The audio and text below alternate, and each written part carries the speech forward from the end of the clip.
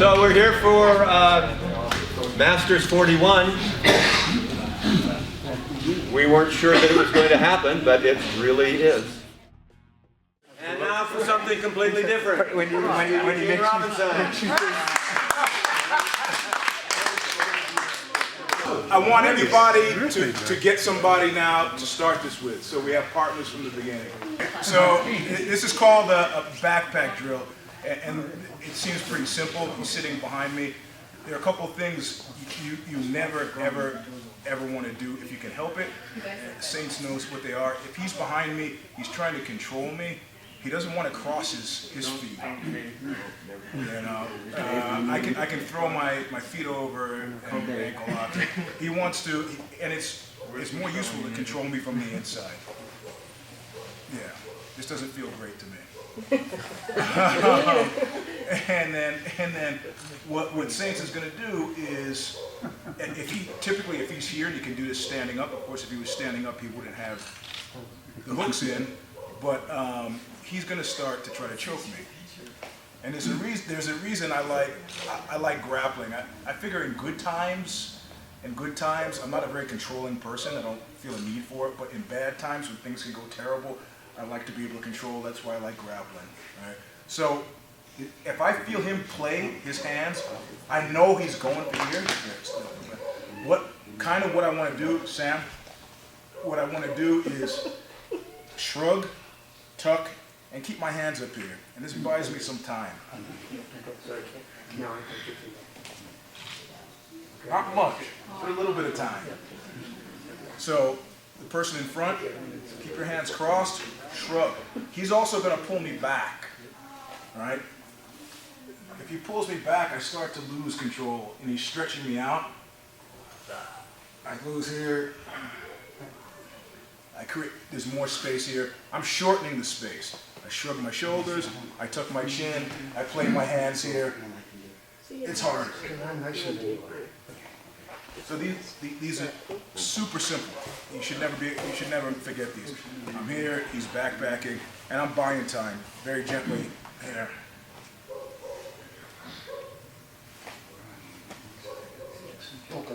So we know at some point that he's going to try to pull me back, because pulling me back straightens me, which is terrible for me. I want to be straight. I want to be more self-contained. So what I want to do is control the fall. So over here, these hooks are here, and if I go back with him, I'm going to go straight back. If I control the fall, I'm on my side, which gives me, typically never this side, because his arm is here, and it's not much for him to choke me. But I'm still better off than if he pulls me straight back on the way of his, across the fulcrum of his midsection. So the choking arm you've grabbed. Let's do it. I can watch and make sure you're doing it. You shrug, tuck, grab the choking arm, and pinch this under your arm, and fall toward that arm.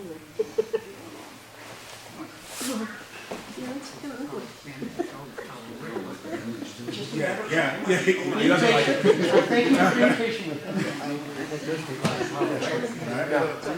But I really should know it. Okay. Seatbelt is over under. Over under. Right. So it's over under. So I'm shrugging, tucking my chin, and I'm holding. And then I'm falling toward the side with the pinch. Now, you'll see what Saints did is he kept kept his hooks in, which ultimately, I want to be free of his hooks. I got this pinched. I don't know if you guys can see me. I got this pinched. I have my hand free. I'm going to push his bottom leg down, and I'm going to sit my ass on his knee.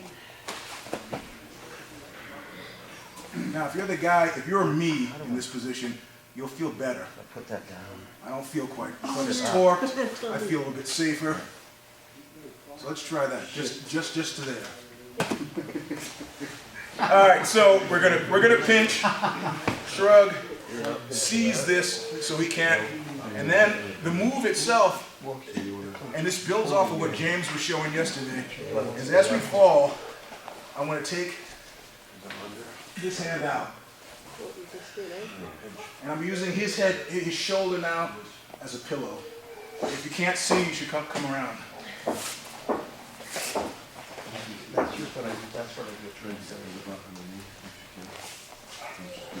So now I'm sort of free from the choke.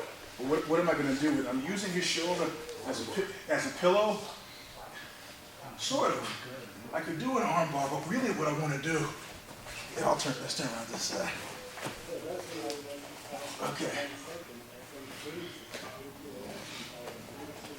All right. I want to pull his head now. And I want to pull his head. I don't know if it'll work, but let's try it. He's got lots of smooth hair. You see he readjusted. If he doesn't know it's coming, and you grab and pull his head, this leg will slip back. And he did, and he readjusted because he's a good grappler. But it slips back, and I'm here. And from this, I have a lot of pressure where my head is on the pillow.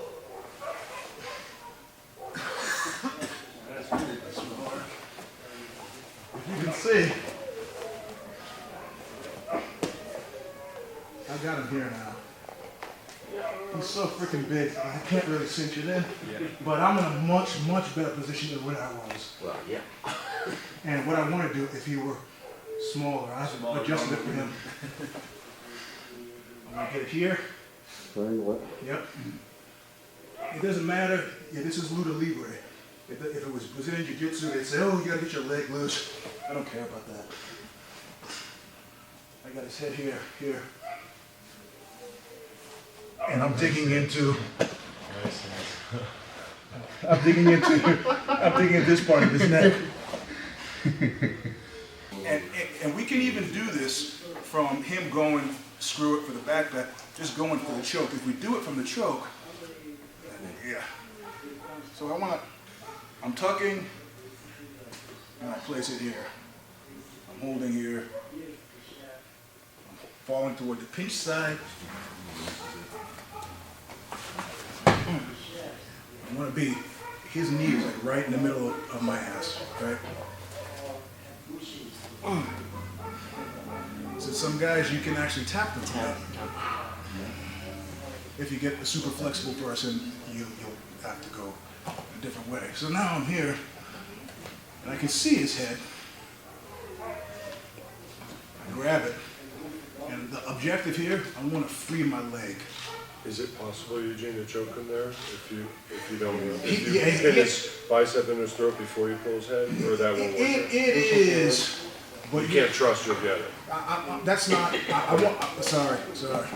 It depends on level. That answers my question. A level of flexibility. It's a slow one. Yeah, So okay, what I want to do is get him to free his leg. So now he's out. I'm going to come over the top with this leg. And already he's pretty hemmed in an unpleasant way. Sorry. Around so you can see. And I always forget whether this is a Darce or a Bravo. But sorry. So here. Sorry, crook of the elbow. Over his back. And it's this against his neck that's putting the pressure on. So let's try it. Yeah. And it's built out, if you remember what James showed yesterday, when he did it with the fall and the out. It's corkscrewing out. As long as you got that arm, again, it's about control. If you got it, don't let it go. There's no reason to do that. You got that arm. And then give you pressure. And now Now, he's got the seatbelt. We've gone through the arm trap. We've gone through the arm move. There are a couple of other simple things if you don't want to be controlled here. And one of them, I think James has showed before, which I've seen. It's a dangerous, maybe a 50-50 move, but it's a catch wrestling one that I like. I'm tucking. I got the hands up in play here, creating some space. But you can see my hand is by his foot.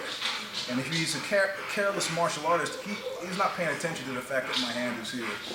You know? And what I'm going to do here is grab his toes, and I'm going to dig my elbow into the sensitive part of his calf. And typically, if a guy's never seen it before, you know, he will let go, and you'll see I'm already way out of everything. And I only mention this because there's a guy who I trained with. He's like about 6'6", about 225, and I tapped him one time, and it was with this. He just didn't see it coming and was more shocked and scared than anything. So, but what makes it necessary, if I screw around and start playing like this without addressing the neck, Daniel would choke me. That's a given. So I say that so that you feel like you have options from here. I'm pinning the arm, I'm holding here, I'm tucking my chin, I'm controlling my fall. I want to fall this way, not straight back or not to the choking arm side. But, you know, if it presents itself.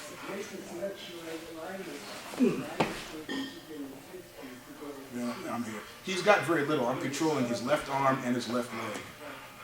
I mean, Daniel's savvy enough, I'm sure he would probably take my mountain aid. I'll probably just try to say what I can. So try the foot thing and then we'll be done. But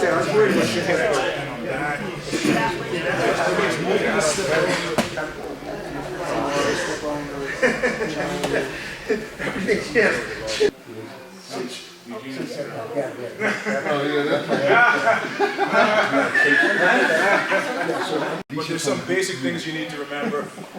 Don't cross your feet, stay away from the choking arm, and shrug and keep some space. Like Wu-Tang says, protect your neck.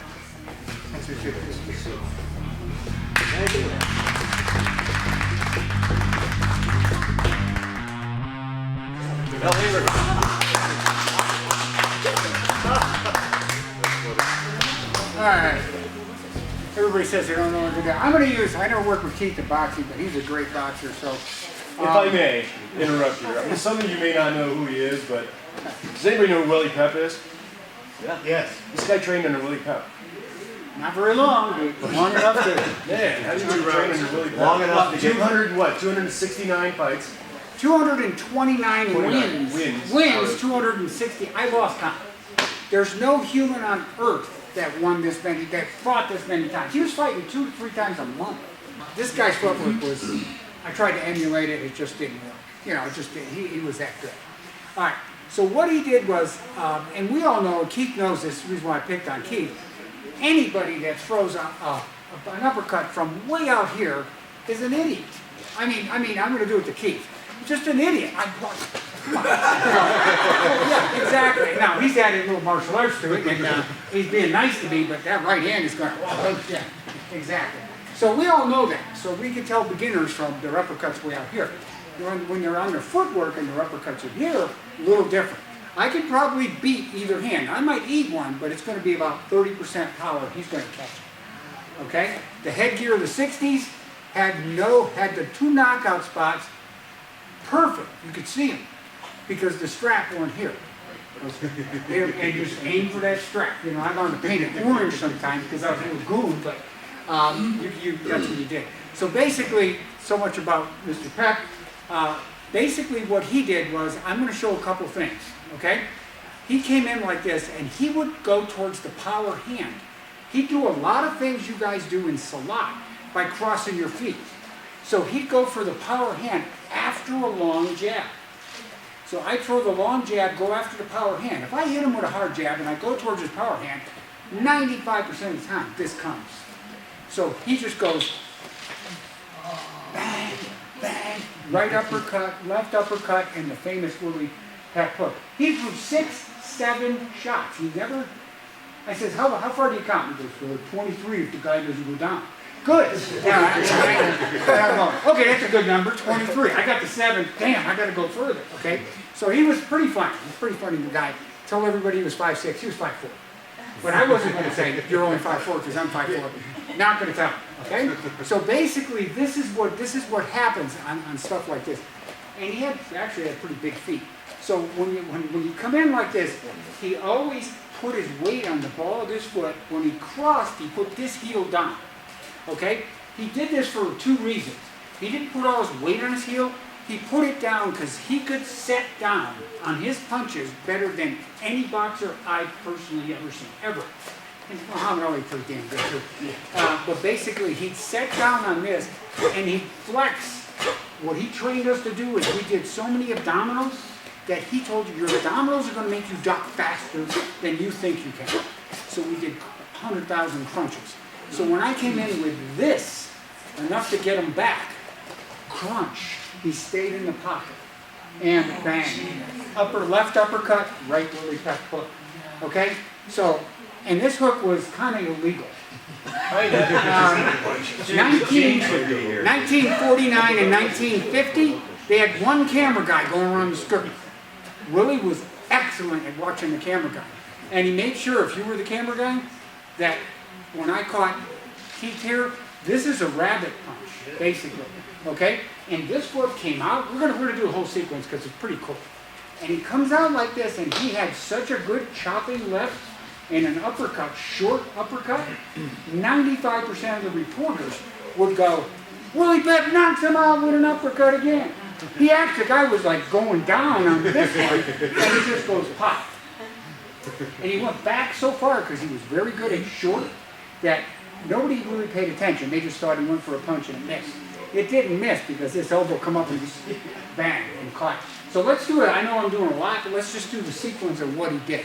He came in with a looping straight right and into the guy's power hand. Straight left, I'm sorry. Into his power hand. Body shot, liver shot. Right, straight right cross, left uppercut, Willie Pep hook. So you are going to get tapped, and I'm not going to lie. On a street fight, you just might want to make, if he comes in with a street, just tap this way. And just change it up with the martial arts. Okay? So you can go.